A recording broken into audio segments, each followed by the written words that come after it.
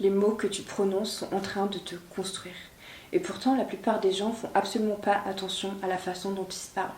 Ils surveillent leur alimentation, leurs finances, leur apparence, mais les mots qu'ils prononcent tout au long de la journée, jamais. Imagine une seconde que quelqu'un te suive partout et que toute la journée cette personne te répète « t'es pas capable, tu vas encore échouer, t'es pas assez fort, tu n'y arriveras jamais ». Au bout de quelques semaines, cette personne finira par détruire la confiance en toi. Alors pourquoi on accepte de se parler ainsi? Beaucoup de gens pensent que les mots sont que des mots, mais c'est bien plus que ça. C'est des sorts qu'on se jette à nous-mêmes. Les mots créent des perceptions, et les perceptions créent des croyances, et les croyances créent des comportements, et les comportements créent des résultats. Quand quelqu'un répète pendant des années « je suis timide », il décrit pas un comportement, il décrit une identité. Quand quelqu'un dit « je suis mauvais avec l'argent », il parle pas de compétences, il parle de lui-même. Quand quelqu'un répète « j'ai jamais de chance », il transforme quelques expériences en une vérité permanente. Et c'est là que le danger commence. Parce que le cerveau adore avoir raison. Si tu te répètes que tu es incapable, il va chercher des preuves. Si tu dis que personne t'aime, il va chercher des preuves.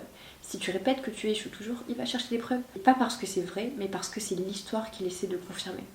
Et la plupart des gens ne sont pas prisonniers de la réalité, ils sont prisonniers du récit qu'ils se racontent sur leur réalité. Et ce récit passe principalement par les mots. D'ailleurs, ce qui est fascinant, c'est que les personnes les plus fortes ne vivent pas forcément moins de difficultés que les autres. La différence, c'est souvent la façon dont elles parlent de ce qu'elles vivent. L'une dira « tout est contre moi », l'autre dira « c'est difficile mais je vais trouver des solutions ». Même problème, même situation, mais deux discours complètement différents et du coup deux trajectoires complètement différentes. Parce que les mots ne changent pas toujours les circonstances, mais ils changent souvent la personne qui fait face à ces circonstances. Et quand la personne change, sa manière d'agir change également. C'est pour ça qu'il faut arrêter de transformer chaque difficulté en identité.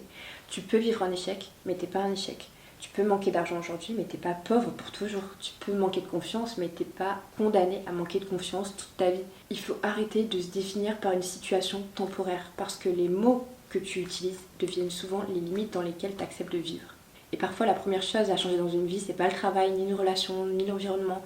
C'est le langage. L'univers écoute chaque syllabe qui sort de tes lèvres. Si tu diffuses constamment la défaite, tu vas automatiquement manifester une réalité misérable. Avant de construire une nouvelle réalité, il faut souvent construire un nouveau dialogue intérieur. Alors à partir d'aujourd'hui, s'il te plaît, écoute vraiment la façon dont tu parles de toi. Parce que si tes mots ont le pouvoir de te détruire lentement, ils ont aussi le pouvoir de te construire.